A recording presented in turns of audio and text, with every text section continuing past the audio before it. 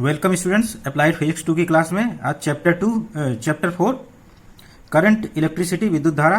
पिछले चैप्टर 4 के पिछले लेक्चर में हमने व्हीट स्टोन ब्रिज यानी व्हीट स्टोन सेतु के बारे में पढ़ा था और उसमें हमने व्हीट स्टोन ब्रिज के बैलेंस की कंडीशन इत्यादि के बारे में डिस्कशन किया था।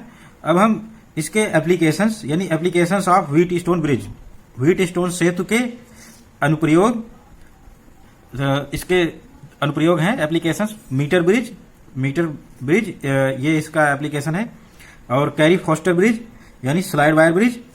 तो सिलेबस में metre bridge and slide wire bridge का मतलब कैरी फॉस्टर ब्रिज ही है। और तीसरा ब्रिज पोस्ट ऑफिस बॉक्स, ये हम इस लेक्चर में स्टडी करेंगे इन तीनों के बारे में। Although post office box syllabus में नहीं लिखा है, लेकिन हम इसकी स्टडी कर लेते हैं, इसके बारे में जानकारी रहनी चाहिए। ये पुराने सिलेबस जो हमारा 2016 से सेमेस्टर सिस्टम चल रहा है वो उसके सिलेबस में है, तो हम इसके बारे में भी इस लेक्चर में स्टडी करेंगे। तो आइए स्टार्ट करते हैं। मीटर ब्रिज या मीटर सेतु। मीटर ब्रिज या मीटर सेतु।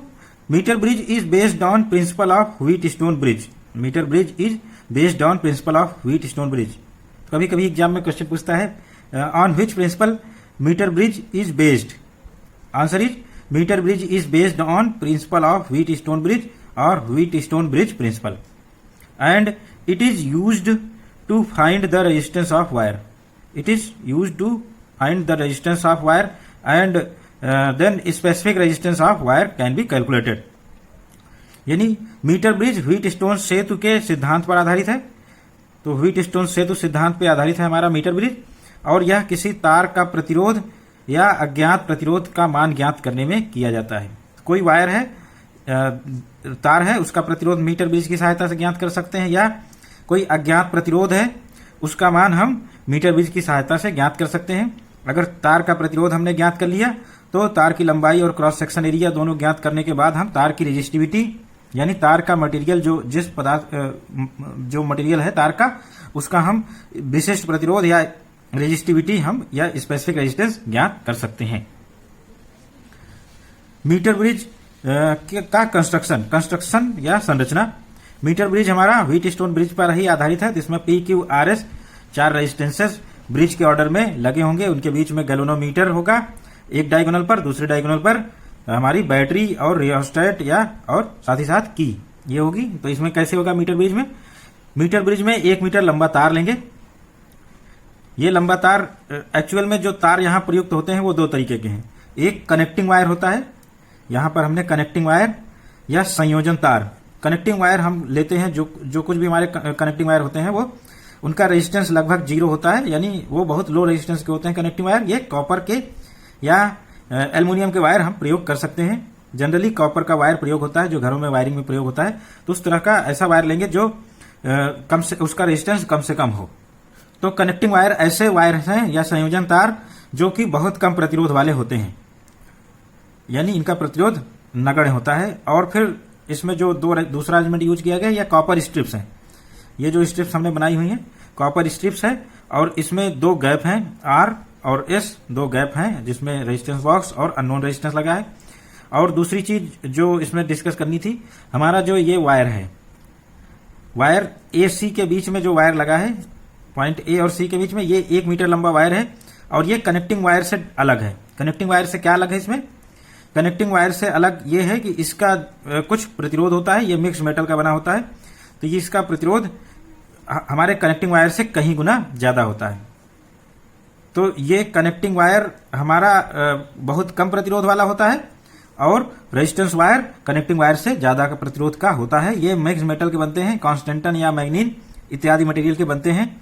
तो हम 2 वायर यहां यूज कर रहे हैं। एक रेजिस्टेंस वायर जिसका प्रतिरोध होता है और इसको कंसीडर किया जाता है, और इस वायर में 2 रेजिस्टेंस रेशियो आर्म हम बना सकते हैं PQ। ये डिपेंड करेगा हमारा ये जॉकी B कहां लगा हुआ है।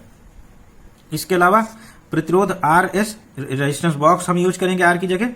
नॉन रेजिस्टेंसेस होते हैं इसमें। प्रतिरोध बॉक्स में से जो भी की निकालेंगे, जो कुंजी निकालेंगे हम प्लग, वो इस प्रतिरोध बॉक्स का प्रतिरोध होगा। अगर कई कीज निकाल दिया है, तो चूंकि ये श्रेणी क्रम में सारे रेजिस्टेंसेस जुड़े होते हैं प्रतिरोध बॉक्स में, तो इसलिए रेजिस्टेंस बॉक्स में टोटल रेजिस्टेंस निकालने के लिए हम जितने भी प्लग निकाले हैं उनके रेजिस्टेंसेस का सम करेंगे, तो हमारा रेजिस्टेंस बॉक्स का प्रतिरोध R की वैल्यू मिल जाएगी।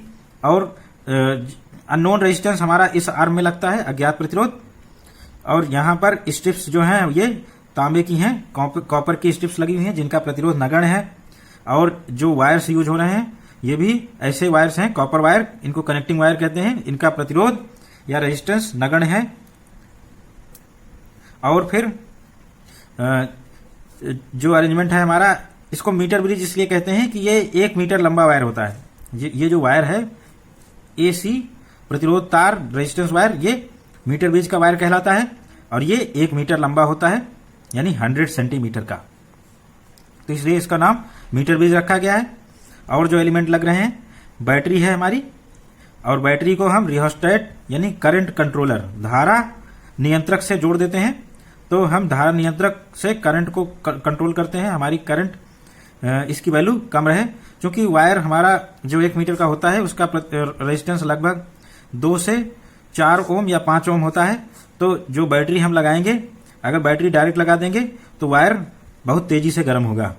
इससे बचने के लिए हम क्या करते हैं, एक रियोस्टेट करंट कंट्रोलर लगा देते हैं और इससे हम धारा की वैल्यू कम से कम रखते हैं। और एक बीच में की रहेगी, की तभी हम यूज करेंगे, की का प्लग तभी लगाएंगे जब हमें रीडिंग लेनी हो, इस मीटर ब्रिज का उपयोग करना होगा। अदरवाइज की हमेशा ओपन रहनी चाहिए, नहीं तो हमारे वायर के थ्रू, रेजिस्टेंस वायर के थ्रू धारा हमेशा बहती रहेगी करंट, और बैटरी हमारी डिस्चार्ज होती रहेगी और वायर भी साथ साथ गर्म होता रहेगा। तो जब एक्सपेरिमेंट करना हो, सेटअप हमने पूरा कर लिया, तभी की लगाएं। इसके अलावा इसमें ये मीटर स्केल बना हुआ है, एक पटरी बनी हुई है 1 मीटर की, इस पर हम वायर की लंबाई पढ़ते हैं। अगर इस बी पॉइंट पर है तो हमारी जो लेंथ आएगी वायर की L, वो यहां पर आएगी, इस रीडिंग को पढ़ लेंगे। तो ये डिस्टेंस L हो गई लेफ्ट साइड से, और ये डिस्टेंस हमारी 100 माइनस L, L को सेंटीमीटर में लेंगे तो ये 100 माइनस L हो जाएगी।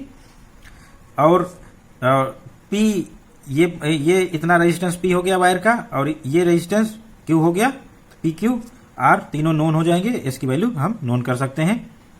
और इस मीटर ब्रिज का हम इसका क्या कहते हैं, चेक कर सकते हैं कि ये मीटर ब्रिज सही ऑपरेट हो रहा है, सही काम कर रहा है कि नहीं। इसकी चेकिंग के लिए हम क्या करते हैं, ये जो हमारा जॉकी का पॉइंट है, इसको एकदम कॉर्नर में यहीं कहीं रखते हैं, इधर लेफ्ट साइड में, एकदम लेफ्ट साइड में रखेंगे और गैल्वेनोमीटर में डिफ्लेक्शन देखेंगे।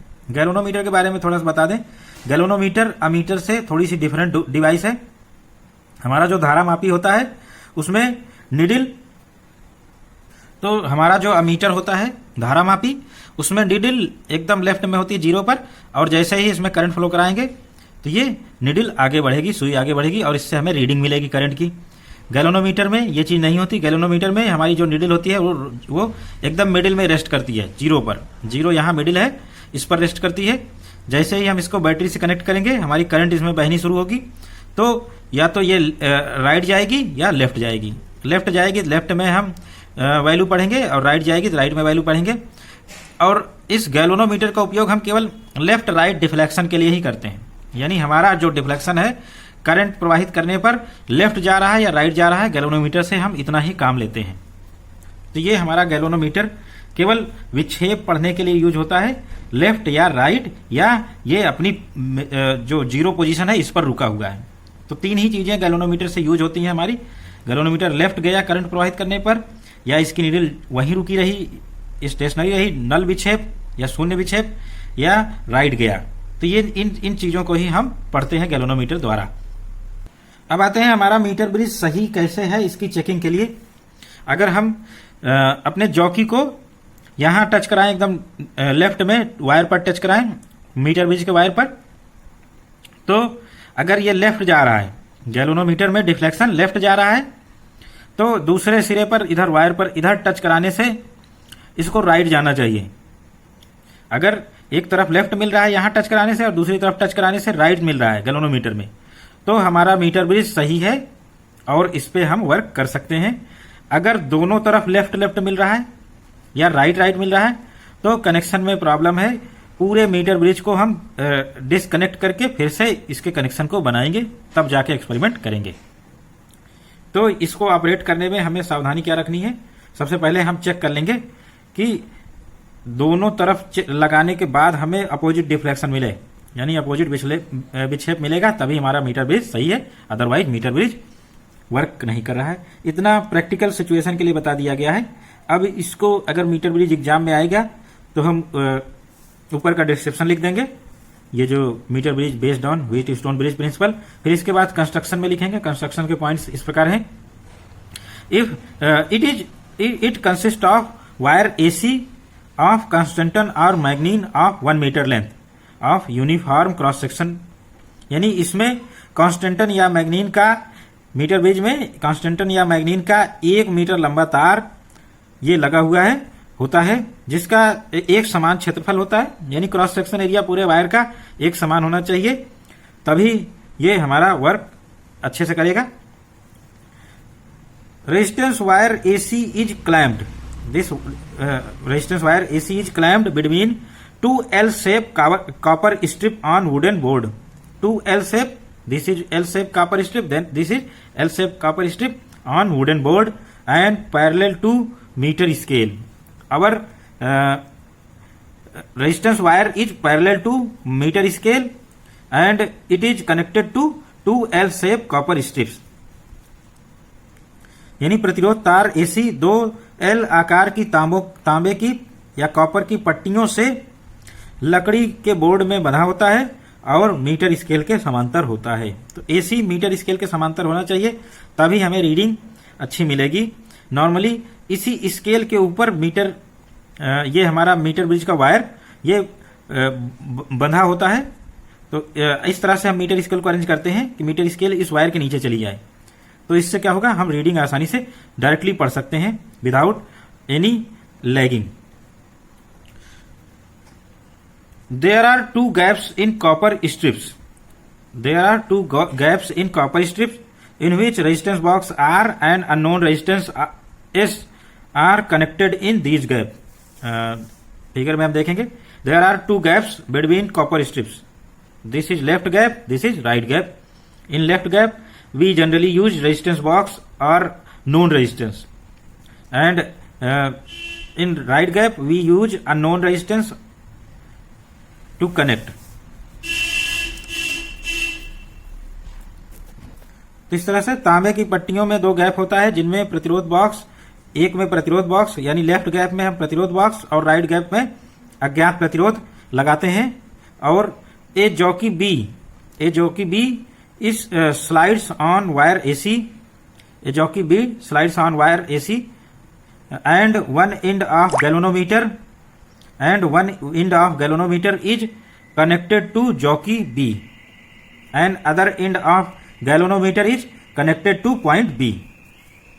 यानी एक जॉकी बी जो कि प्रतिरोध तार एसी पर सरकाई जाती है, तो जॉकी बी प्रतिरोध तार एसी पर सरकाई जाती है। गैल्वेनोमीटर जी का एक सिरा जॉकी बी से, दूसरा सिरा तांबे की पट्टी के बिंदु डी से जुड़ा होता है। तो इस तरह से हमारे जो कॉपर स्ट्रिप्स हैं, इनमें 2 गैप होते हैं, आर और एस इन गैपों में लगाए जाते हैं। और इसके मिडिल हिस्से से डी से हम गैल्वेनोमीटर का एक सिरा जोड़ते हैं, दूसरा सिरा गैल्वेनोमीटर का हम कनेक्टिंग वायर्स के थ्रू जॉकी से जोड़ते हैं, जो कि इस पे स्लाइड करती है, पूरे वायर एसी पर स्लाइड करती है और जॉकी की पोजीशन से हम रीडिंग पढ़ते हैं।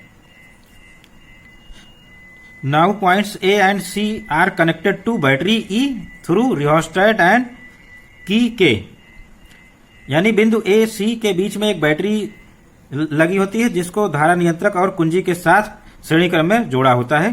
तब हम ए और सी से कनेक्ट करते हैं, बैटरी कनेक्ट करेंगे।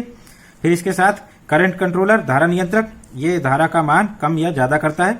और इसके साथ एक की लगाएंगे, की से हमारी सर्किट में धारा, की क्लोज करने पर सर्किट में धारा बहेगी, की हटाने से सर्किट में धारा नहीं बहेगी। ये श्रेणी क्रम में जुड़े होते हैं सब। तो ये हमारी बैटरी है जो कि ए से कनेक्टेड है और बैटरी का दूसरा सिरा रियोस्टेट से, फिर इसके बाद की से कनेक्टेड है और फिर सी से कनेक्टेड है। तो ये हमारा पूरा अरेंजमेंट हो गया मीटर ब्रिज का। अब हम मीटर ब्रिज की कार्यविधि या वर्किंग पर आते हैं। तो इसकी वर्किंग कैसे होती है, ये ब्रिज एक्चुअल में वर्क कैसे करता है। The wire whose resistance S is to be determine is connected in CD gap. CD gap, this is C point and D, this is CD gap, this is right gap unknown resistance is connected in this gap, यानी तार जिसका प्रतिरोध ज्ञात करना है उसको हम S कहते हैं, और उस वायर को हम इस सीडी गैप में कनेक्ट कर देते हैं, लगाते हैं। और फिर नेक्स्ट पॉइंट क्या करेंगे, take out plug of value R from resistance box, take out plug of value R from resistance box and प्रतिरोध बॉक्स से हम आर मान का एक प्लग निकाल लेते हैं। तो ये चीज हम करेंगे, यहाँ रेजिस्टेंस बॉक्स है, इसमें एक आर वैल्यू का प्रतिरोध निकाल लेंगे, और फिर इसके बाद हम now current start flowing in metre bridge, अब हम मीटर ब्रिज में करंट प्रवाहित करना स्टार्ट करते हैं। Current start flowing in metre bridge after closing key K and galvanometer shows deflection, यानी हम जब कुंजी के को बंद करते हैं तो मीटर ब्रिज में धारा प्रवाहित होती है। इस कुंजी को हम बंद करेंगे, यानी इसमें प्लग लगा देंगे तो बैटरी से धारा प्रवाहित होगी, और गैल्वेनोमीटर में कुछ विक्षेप या डिफ्लेक्शन आएगा, लेफ्ट या राइट जो भी आए, ये डिफ्लेक्शन आएगा।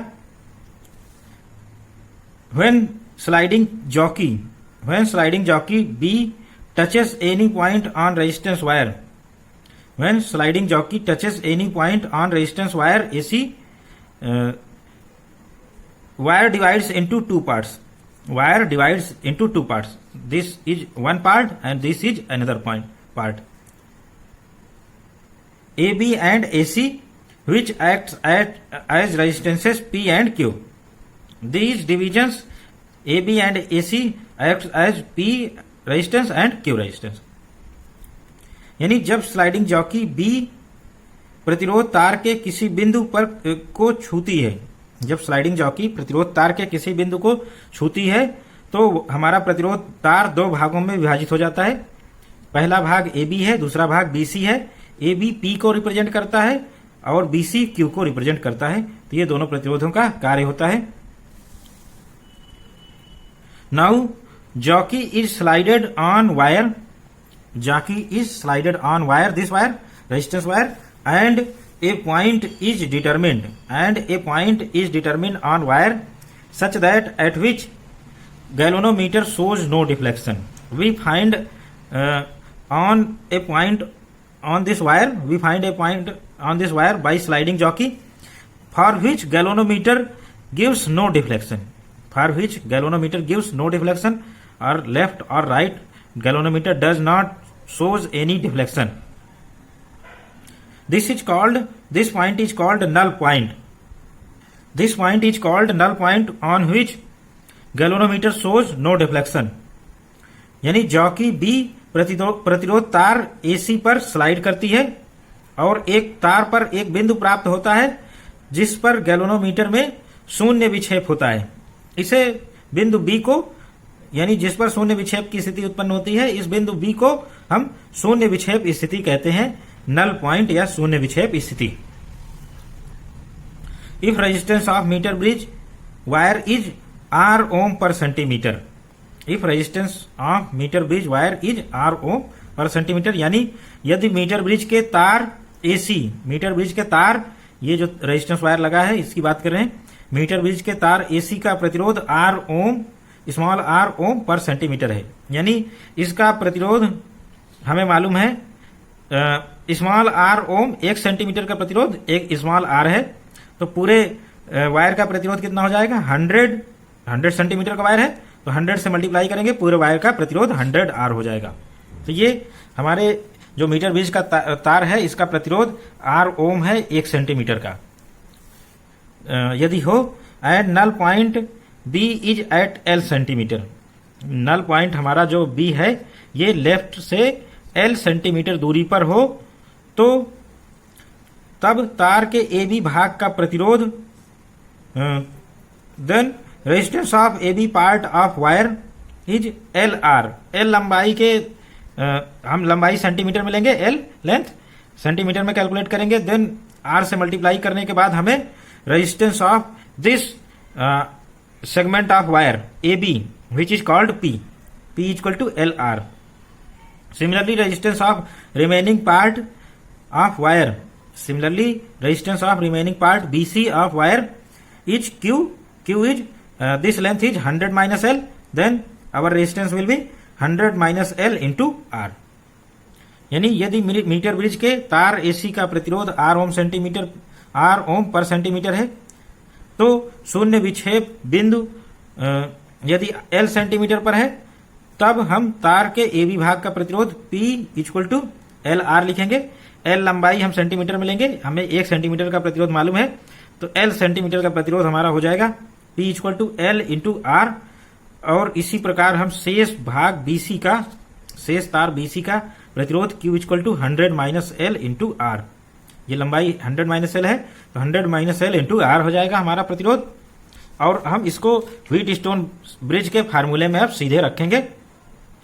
व्हीट स्टोन की बैलेंस कंडीशन का क्या फार्मूला है? Condition of balanced Wheatstone bridge, संतुलित व्हीट स्टोन सेतु की शर्त P upon Q equal to R upon S। इस फार्मूले से हम वैल्यू रखेंगे P की value L into R, P की वैल्यू L इंटू आर और Q की value 100 minus L into R. यह R से R कट जाएगा और फिर S की वैल्यू मिल जाएगी S इक्वल टू L नीचे चला जाएगा, 100 माइनस L ऊपर चला जाएगा, S equal to R into 100 minus L upon L। ये हमारे S की वैल्यू हो गई। और ये इसी फार्मूले से हम अननोन रेजिस्टेंस यानी अज्ञात प्रतिरोध S की वैल्यू कैलकुलेट कर लेंगे। नल पॉइंट के लिए हमें यानी शून्य विक्षेप की स्थिति में L मिल जाएगा और जिस रेजिस्टेंस के लिए हम ये परफॉर्मेंस कर रहे हैं पूरा एक्सपेरिमेंट, वो रेजिस्टेंस यहाँ रखेंगे और फिर वैल्यू रख के निकाल लेंगे। हमारा ये रेजिस्टेंस बॉक्स पे जो प्रतिरोध है R की वैल्यू वो रखेंगे और शून्य विक्षेप की स्थिति पर जो लंबाई मिली थी L उसकी वैल्यू रखेंगे और ये हमारा S की वैल्यू कैलकुलेट हो जाएगा। 10 value of unknown resistance L can be calculated, यानी अज्ञात प्रतिरोध S का मान की गणना हम इस फार्मूले से कर सकते हैं। This is done for many times और मेनी वैल्यूज ऑफ R। ये जो एक्सपेरिमेंट है यह प्रयोग R के कई मानों के लिए किया जाता है। तो R की कई मान जो कि जैसे हमने 50 पर कर लिया 50 ओम पर, तो हम इसको 51, 52 या 55 इत्यादि के लिए भी हम 55 ओम इत्यादि के लिए हम R का प्रयोग करके R की वैल्यू सेट करके ये प्रयोग बार बार दोहराएंगे। और फिर and we calculate S for each value of R, यानी प्रत्येक R के लिए हम S की मान की गणना करते हैं और फिर S का औसत ले लेते हैं। Average value of S should be taken, यानी S का औसत मान लेंगे और वही अज्ञात प्रतिरोध का वो प्रतिरोध होता है। Next, resistance R should be taken such that null point comes near 50 centimetre, यानी in the middle of this wire AC in the middle of this wire is 50 centimeter, which is most sensitive condition on meter bridge। यानी प्रतिरोध तार का मान इस प्रकार लेना चाहिए, प्रतिरोध R का मान, प्रतिरोध R हम रेजिस्टेंस बॉक्स से निकाल रहे हैं, ऐसा प्रतिरोध निकालना चाहिए जिससे हमें जो नल शून्य विक्षेप की स्थिति है गैल्वेनोमीटर में वो 50 सेंटीमीटर के आसपास मिले, तार की 50 सेंटीमीटर के आसपास की लंबाई पर ही मिले। इससे मीटर ब्रिज जो रीडिंग देगा वो अधिक सुग्राही होगा या अधिक यथार्थ रीडिंग इससे मीटर ब्रिज से हमें मिलेगी। तो 50 सेंटीमीटर के आसपास ही हमें संतुलन की लंबाई या ब्रिज बैलेंस होना चाहिए। तो ये हमारा मीटर ब्रिज मोस्ट सेंसिटिव या सबसे अधिक सुग्राही होगा। अब हम next bridge Carey Foster bridge या slide wire bridge, Carey Foster bridge का अध्ययन करते हैं। Carey Foster bridge is modified form of metre bridge and consist of 4 gaps in place of 2 gaps of metre bridge. यानी Carey Foster bridge metre bridge का संशोधित रूप है। Carey Foster bridge metre bridge का ही संशोधित रूप है, जिसमें मीटर ब्रिज की अपेक्षा 2 गैप जो होते हैं मीटर ब्रिज में उसके स्थान पर 4 गैप इसमें लिए जाते हैं कैरी फोस्टर ब्रिज में, जिनके बीच हम प्रतिरोध जोड़ देते हैं। दिस ब्रिज यानी Carey Foster bridge is more sensitive than metre bridge, यानी यह bridge Carey Foster bridge metre bridge से अधिक सुग्राही होता है। अब हम आते हैं इसके कंस्ट्रक्शन पार्ट पर। कंस्ट्रक्शन या संरचना। This bridge is used to compare two nearly equal resistances in which one is standard resistance known resistance. This bridge is used to compare two nearly equal resistances in which one is standard resistance which is called resistance R. Generally a resistance box is used for resistance R and other is unknown resistance S. These two resistances are nearly resistances which are compared in this bridge. यानी इस bridge का उपयोग लगभग समान प्रतिरोधों की तुलना के लिए किया जाता है, जिसमें से एक प्रतिरोध रेजिस्टेंस बॉक्स का होता है जो कि आर मान का है, ये प्रतिरोध नोन होता है यानी ज्ञात प्रतिरोध होता है, दूसरा हमारा अज्ञात प्रतिरोध होता है जिसकी वैल्यू हमें निकालनी है। Resistances P Q R S are same resistances as in Wheatstone bridge we used, यानी प्रतिरोध पी क्यू आर एस वही रेजिस्टेंसेस हैं, ऐसे ही रेजिस्टेंसेस हैं जो कि व्हीट स्टोन ब्रिज में यूज किए गए हैं, व्हीट स्टोन ब्रिज के समान प्रतिरोध हैं। In Carey Foster bridge a slide wire of length L is used between R S. First difference metre bridge and slide wire Carey Foster bridge. In metre bridge we have taken 1 metre long wire resistance wire, but here we take L length of wire resistance wire between RS by bridge difference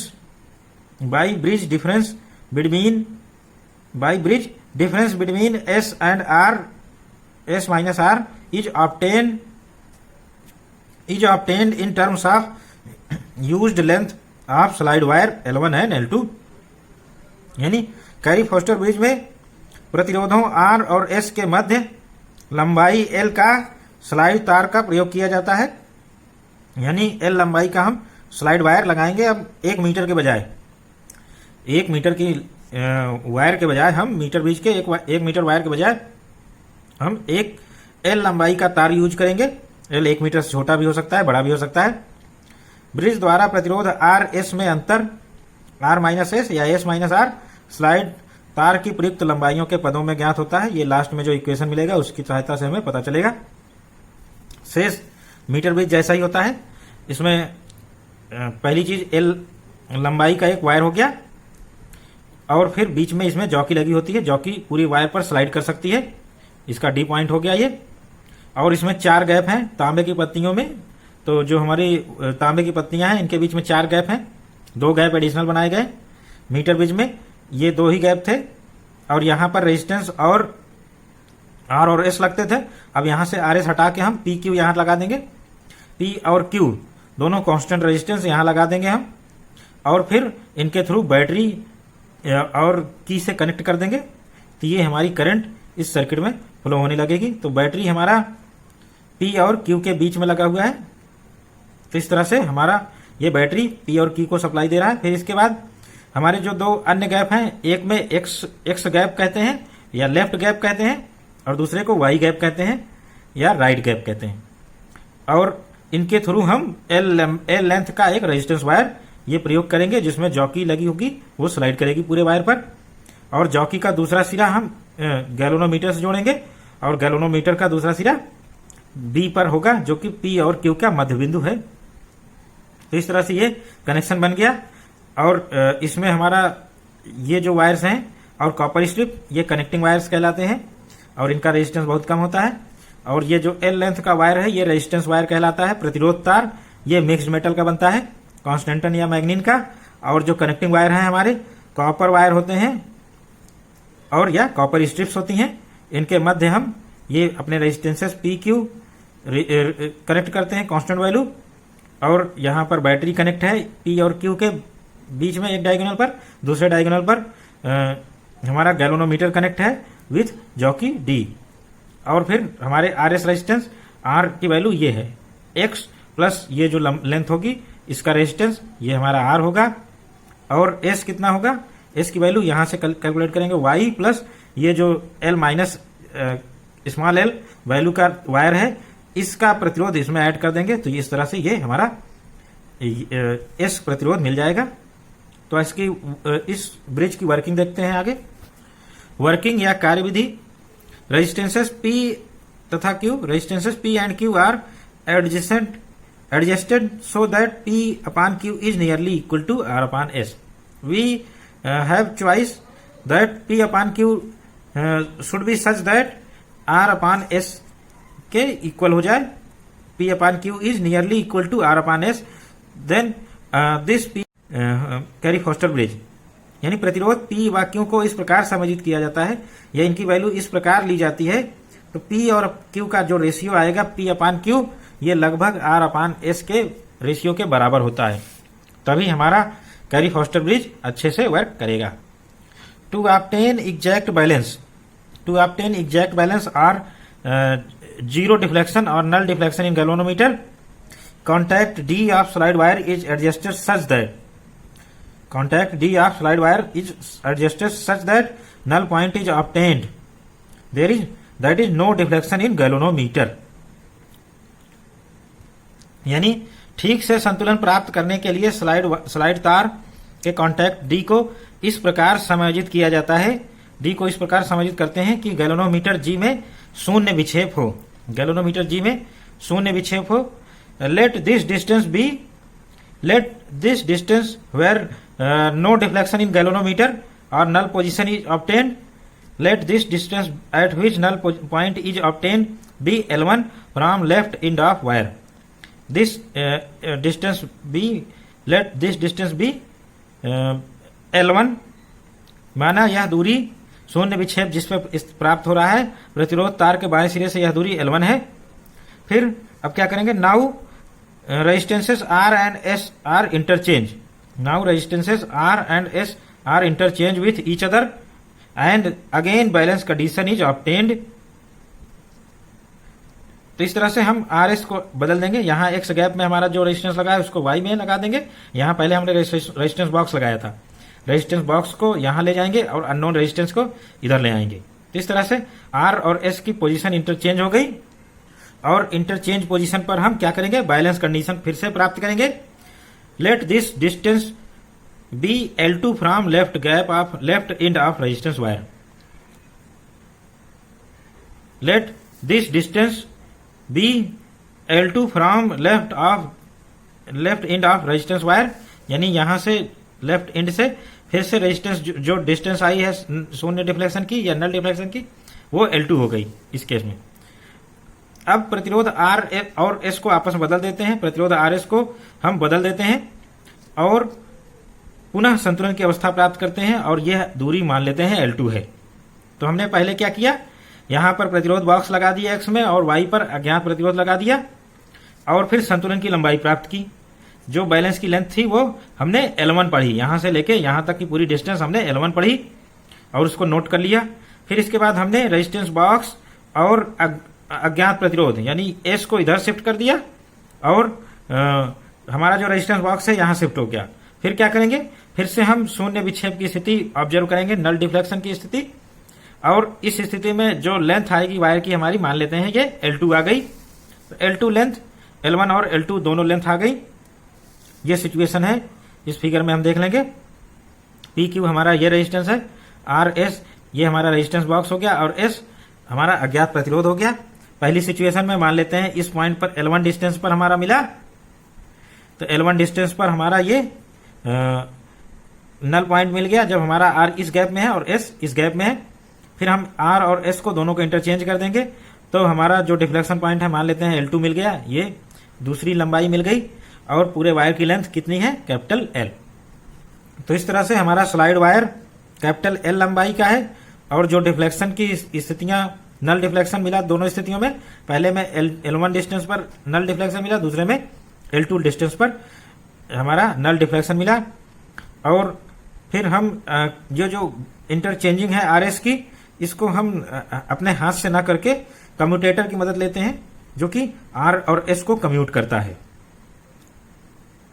यानी RS को आपस में interchange करता है commutator की मदद से। Now RB resistance of unit length of slide wire, यानी R रेजिस्टेंस हो गया हमारे स्लाइड वायर का। ये जो स्लाइड वायर है इसका रेजिस्टेंस होगा, इसकी इकाई की लंबाई का रेजिस्टेंस होगा। इकाई लंबाई मतलब 1 सेंटीमीटर की लेंथ का हमारा ये रेजिस्टेंस हो गया। तो पूरे वायर की लेंथ का जो है L है, पूरे वायर का रेजिस्टेंस कितना होगा हमारा, कैपिटल L इंटू R। इस तरह से ये हमारे पूरे वायर की लेंथ का रेजिस्टेंस निकल गया।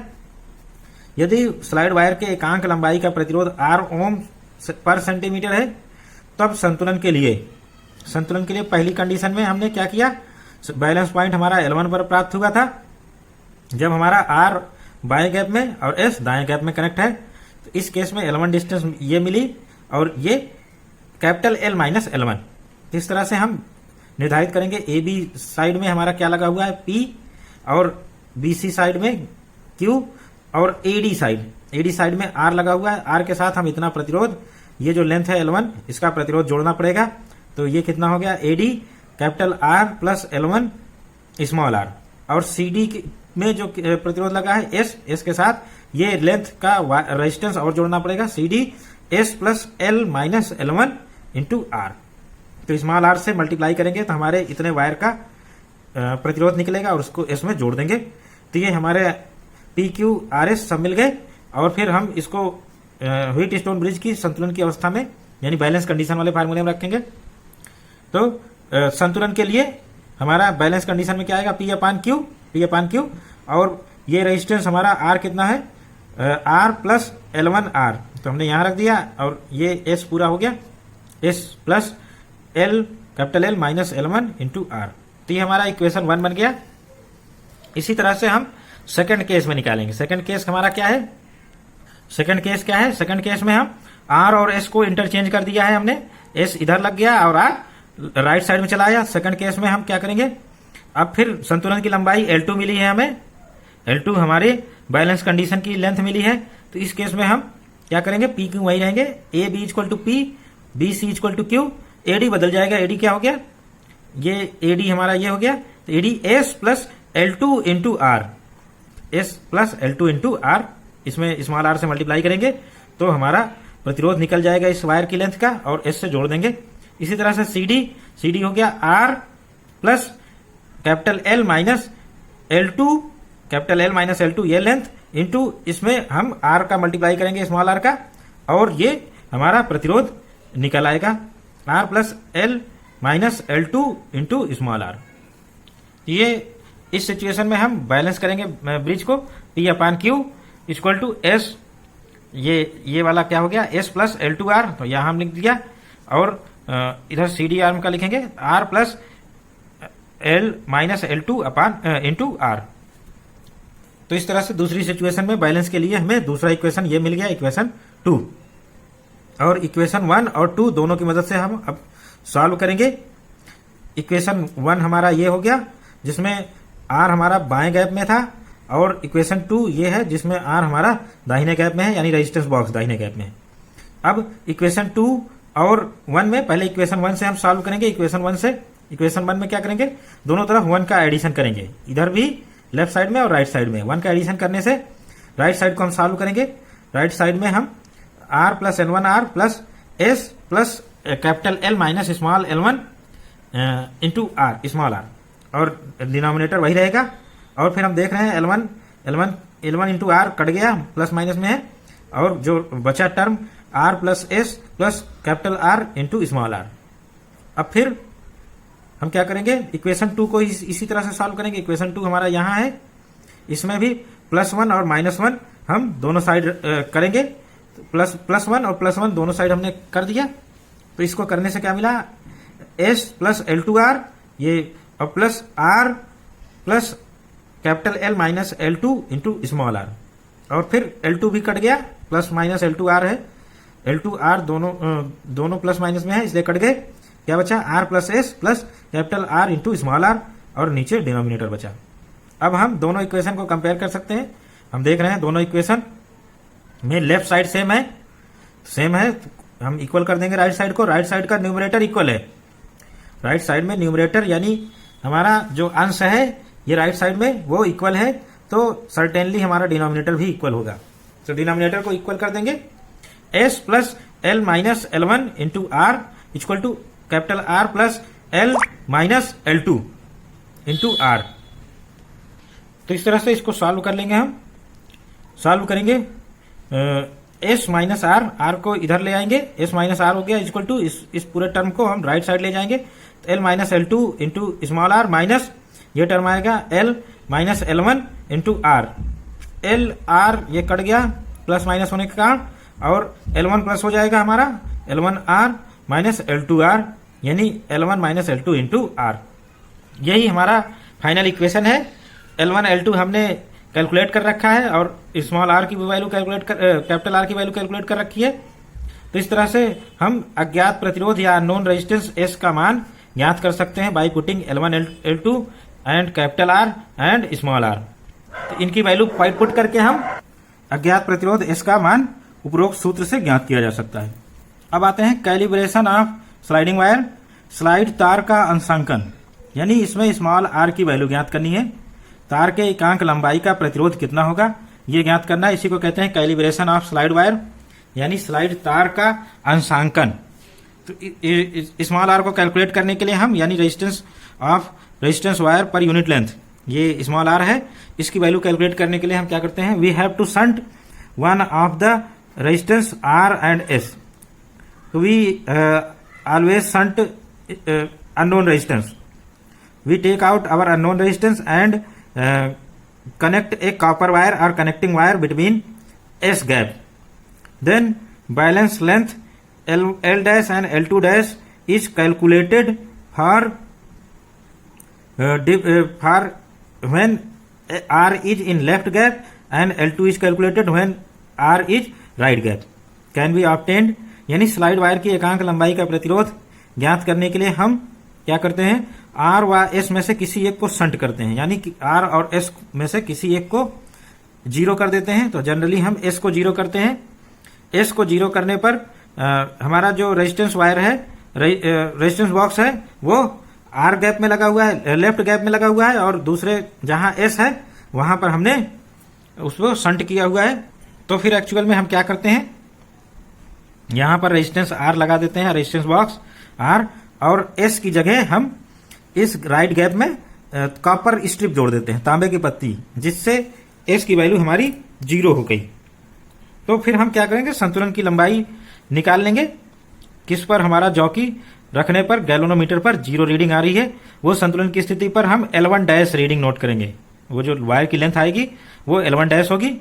फिर हम क्या करेंगे, कॉपर स्ट्रिप को इधर लगा देंगे लेफ्ट गैप में, और रेजिस्टेंस बॉक्स को उठा के इधर लगाएंगे, इंटरचेंज कर देंगे। तो अब जब ब्रिज को बैलेंस करने के लिए हम जॉकी को स्लाइड कराएंगे, जिसपे ब्रिज बैलेंस होगा, यानी गैल्वेनोमीटर जीरो रीडिंग देगा, वो लेंथ होगी L2 डैश।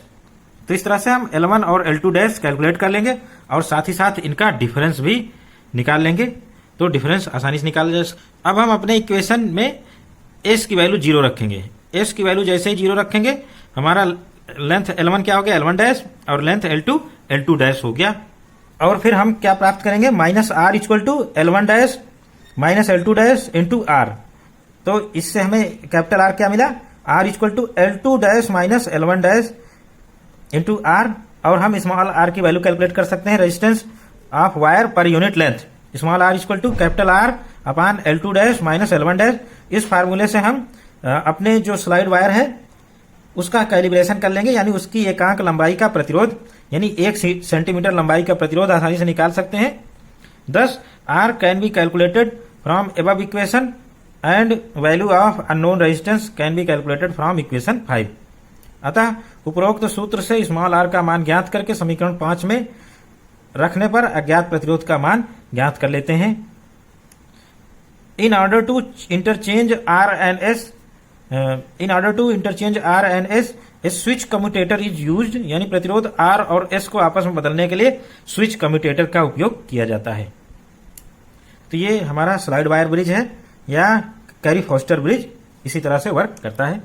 स्लाइड वायर की ब्रिज की मदद से, या फिर हम कैरी फॉस्टर ब्रिज की मदद से तार का प्रतिरोध ज्ञात कर सकते हैं एस, या फिर इसके अलावा अगर तार का प्रतिरोध हमने ज्ञात कर लिया है तो स्पेसिफिक रेजिस्टेंस, विशिष्ट प्रतिरोध भी इस केस में ज्ञात कर सकते हैं। हमारे पास वायर है जिसकी लेंथ हम कैलकुलेट कर लें, और साथ ही साथ क्रॉस सेक्शन एरिया हम स्क्रू गेज की सहायता से निकाल लें, रेडियस और क्रॉस सेक्शन एरिया कैलकुलेट हो जाएगा। तो हम वायर का स्पेसिफिक रेजिस्टेंस, विशेष प्रतिरोध निकाल सकते हैं। Application, post office box. Post office box, it was initially used in post office for measuring resistances of telegraph wire and are find faults in telegraph wires. यानी ये जो पोस्ट ऑफिस बॉक्स है, यह प्रारंभ में डाकघरों में टेलीफोन वायर या टेलीग्राफ वायरों का प्रतिरोध ज्ञात करने में किया जाता था, तथा उसमें जो फॉल्ट है इसको ज्ञात करने में किया जाता था। इसलिए इसका नाम पोस्ट ऑफिस बॉक्स रखा गया है। It is based on Wheatstone bridge principle, यानी पोस्ट ऑफिस बॉक्स हमारा जो एक्सपेरिमेंट है या जो इंस्ट्रूमेंट है वो व्हीट स्टोन सिद्धांत पर कार्य करता है, या व्हीट स्टोन ब्रिज के सिद्धांत पर कार्य करता है पोस्ट ऑफिस बॉक्स। अब आते हैं इसके कंस्ट्रक्शन यानी संरचना। हमारे पोस्ट ऑफिस बॉक्स की संरचना में दो रेशियो आर्म ए बी और बी सी सीरीज में कनेक्टेड होते हैं। तो दो रेशियो आर्म हमारे पोस्ट ऑफिस बॉक्स में होते हैं। ये हमारा पोस्ट ऑफिस बॉक्स है। इसमें ए पॉइंट और बी पॉइंट के बीच में रेजिस्टेंस पी होता है और बी और सी के बीच में रेजिस्टेंस क्यू होता है। इसमें 100 ओम 1000 ओम 100 और 10 इस ओम के प्रतिरोध लगे होते हैं और क्यू में 10 100 एंड 1000 ओम के प्रतिरोध होते हैं। तो हमें पी क्यू रेशियो से मतलब है, तो ये प्रतिरोध होते हैं और बीच में जो ये सब है ये कॉपर की स्ट्रिप्स यानी तांबे की पट्टियां हैं जिनके मध्य हम प्लग लगा के कीज को क्लोज करते हैं और जो की ओपन रखेंगे वही पी और क्यू की वैल्यू होगी। अगर हमने 100 की की निकाल ली तो पी की वैल्यू 100 ओम हो गई और अगर यहां पर 1000 की निकाल ली तो क्यू की वैल्यू 1000 हो गई और रेस्ट हमें क्लोज रखनी है।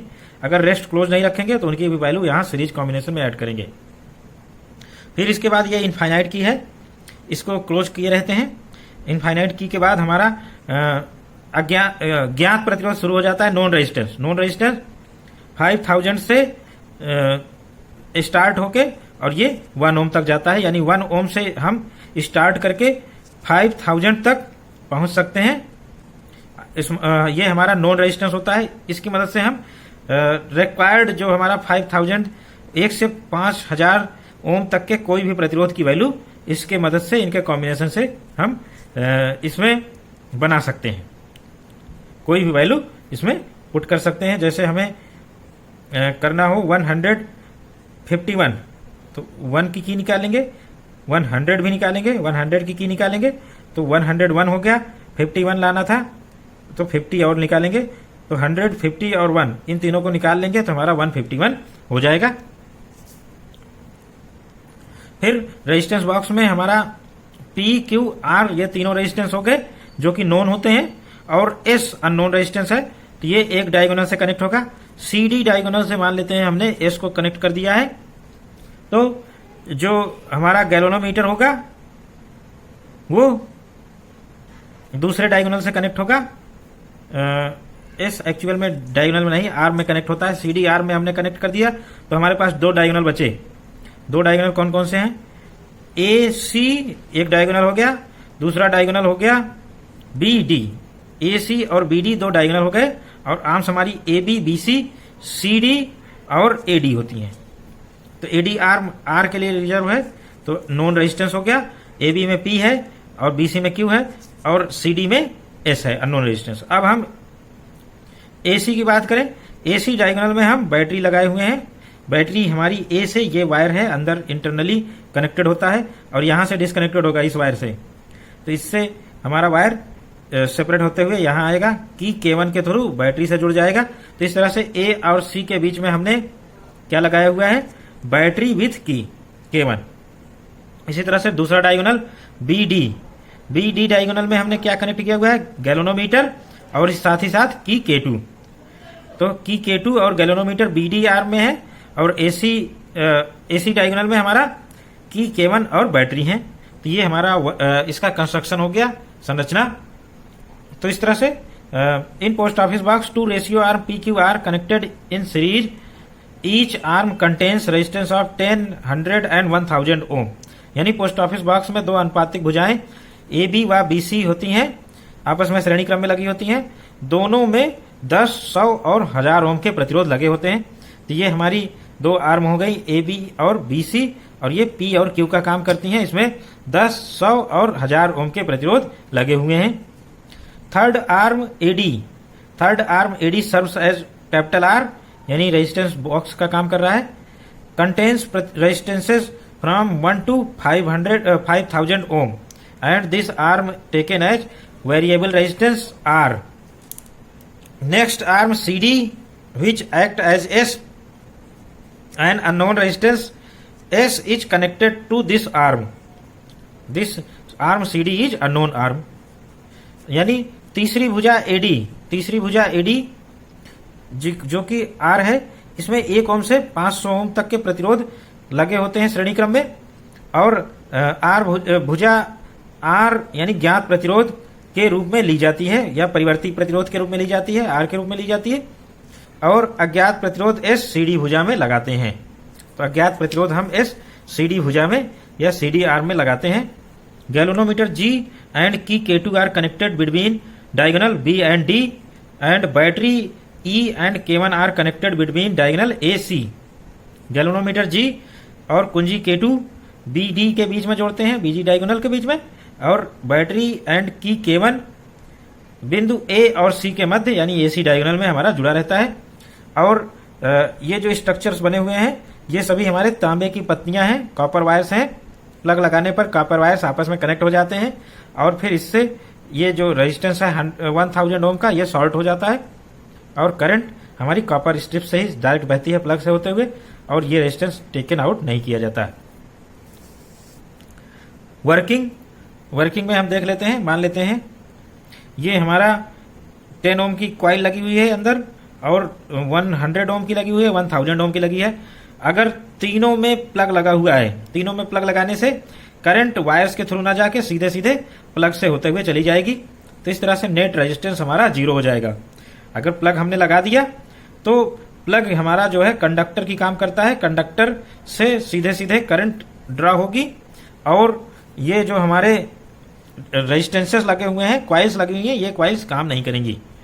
अब हम एक प्लग निकाल देते हैं, मान लेते हैं 100 ओम का प्लग निकाल दिया तो करंट तो इस वाले प्लग से 10 ओम के प्लग से जा रही है, यहां कोई शॉर्ट नहीं हुआ, प्लग नहीं लगा है, तो ये करंट 100 ओम के रेजिस्टेंस के थ्रू जाएगी। फिर आगे फिर यहां पर शॉर्ट हो गया है प्लग लगने के कारण, फिर से ये सीधे निकल जाएगी करंट। तो इस तरह से इस सर्किट का नेट रेजिस्टेंस 100 ओम कहलाता है।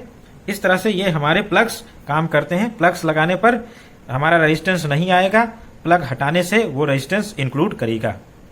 तो जहां जहां हम प्लग निकालेंगे वहां वहां रेजिस्टेंस की वैल्यू पढ़ेंगे। अब हम वर्किंग में क्या करेंगे, 10 ohm plugs are taken out from arm A B and B C, that is P equal to 10 and Q equal to 10 ohm. यानी 10 ओम के प्लग ए बी और बी सी भुजाओं से निकालते हैं तो P 10 ओम हो गया और Q भी 10 ओम हो गया। तो ये क्या करेंगे हम, ये ए बी और बी सी भुजाएं जहां P और Q हैं हमारे, इससे हम 10 ओम यहां का निकाल देंगे, 10 ओम का यहां का प्लग निकाल देंगे। तो इससे P की वैल्यू 10 ओम हो गई और Q की वैल्यू 10 ओम हो गई। तो इस तरह से P और Q दोनों 10 ओम के हो गए। P अपान Q 10/10 यानी 1:1। तो P और Q का रेशियो 1:1 हो गया।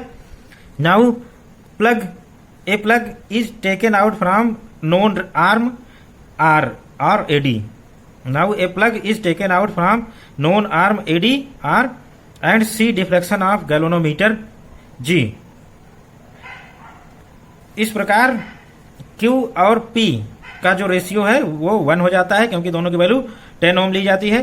अब हम ज्ञात भुजा यानी R में से या AD में से एक प्लग R प्रतिरोध का निकालते हैं और गैल्वेनोमीटर G में विक्षेप देखते हैं।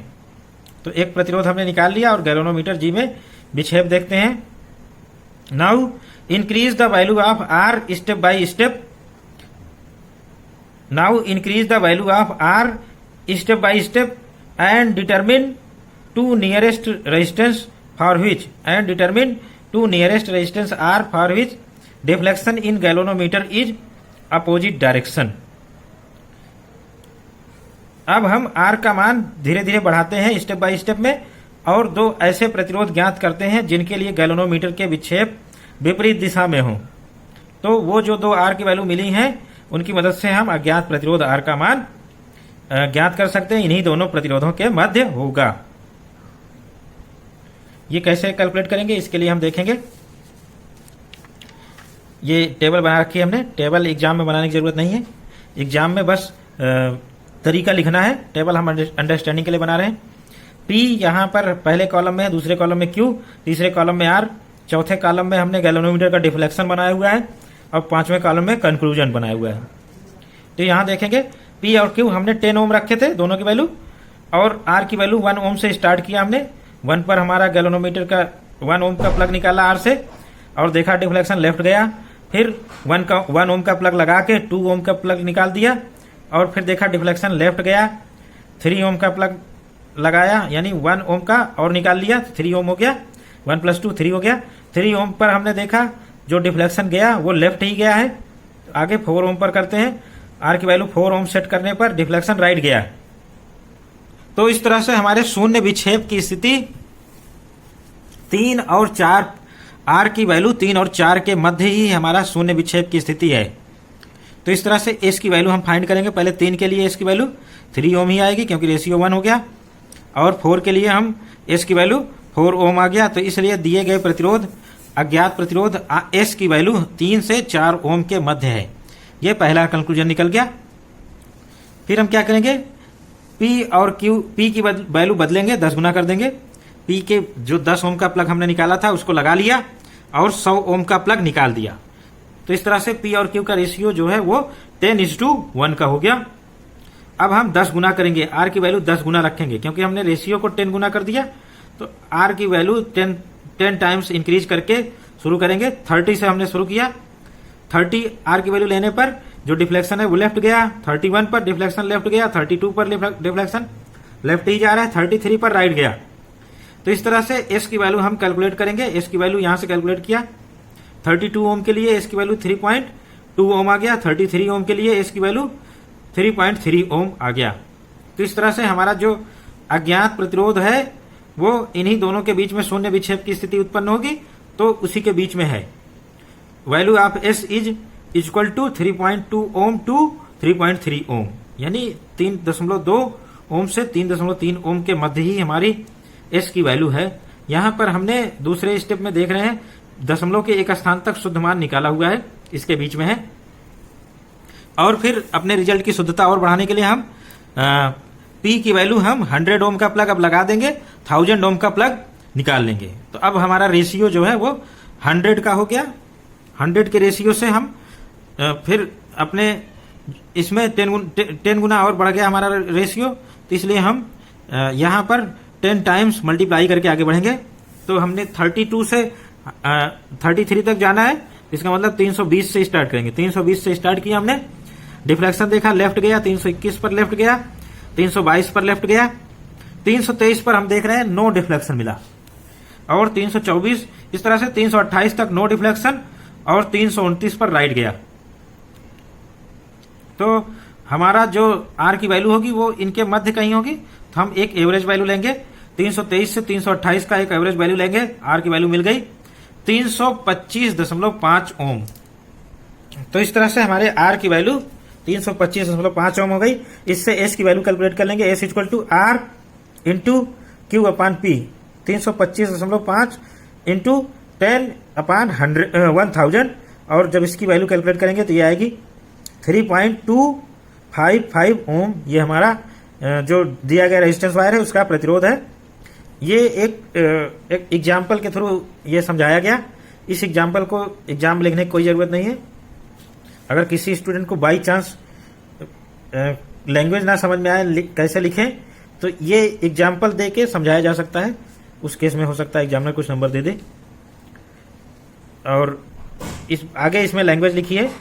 नाउ पहला स्टेप हमने 10:10 के रेशियो में किया था, यानी 1:1 के रेशियो में किया था, यानी 10 ओम और 10 ओम दोनों के प्लग ए बी और सी डी आर्म से निकले थे। अब हम क्या करेंगे, now 10 ohm plug replaced in arm A B by 100 ohm plug, यानी 10 ohm plug replaced or recapped in arm A B and 100 ohm plug is taken out from AB, that is P is 100 ohm and Q is 10 ohm. Our ratio is P by Q is 10:1. Again, two nearest resistances arm AD are determined so that for which galvanometer deflects in opposite direction. We find value of S up to first decimal place. यानी AB भुजा में 10 ओम का plug लगा के 100 ओम का plug हटाते हैं। इस तरह से P की वैल्यू 100 ओम हो गई और Q की वैल्यू 10 ही रही, और जो रेशियो आया हमारा 10:1 हो गया। और गैल्वेनोमीटर की विपरीत विक्षेप के लिए दो स्थितियां R के संगत मान में प्राप्त करते हैं। यहां पर आर की वैल्यू 10 गुना करेंगे, रेशियो को 10 गुना किया तो आर की वैल्यू 10 गुना करेंगे, तभी आर की वैल्यू ज्ञात होगी। अतः अज्ञात प्रतिरोध का मान दशमलव के एक स्थान तक हमारा शुद्ध मान ज्ञात हो गया। फाइनली क्या करते हैं, हम इस रेशियो को और बढ़ाएंगे। लास्ट में हम रेशियो को P को 1000 ले लेंगे और Q को 10 ले लेंगे। इससे हमारा 100 का रेशियो आ गया। Is made and determine the value of S up to second decimal place. यानी अंत में हम P और Q का रेशियो 100 का ले लेंगे, 100:1, और अज्ञात प्रतिरोध S का मान दशमलव के 2 स्थान तक निकालते हैं, इससे निकल जाएगा। आगे हमने पहले ही इसमें दिखा दिया कैसे निकलेगा। Also specific resistance of wire, यानी तार का विशिष्ट प्रतिरोध भी ज्ञात किया जा सकता है। वो कैसे आएगा, रो इक्वल टू SA/L, यानी S πd²/4/L। इस फार्मूले से हम विशिष्ट प्रतिरोध ज्ञात कर लेंगे, तार की लंबाई कैलकुलेट कर लेंगे और स्क्रू गेज की सहायता से उसका डायमीटर निकाल लेंगे और इस फार्मूले में रख देंगे। तो इसका स्पेसिफिक रेजिस्टेंस, जो वायर हमने अज्ञात प्रतिरोध यूज किया है, उसका स्पेसिफिक रेजिस्टेंस मिल जाएगा।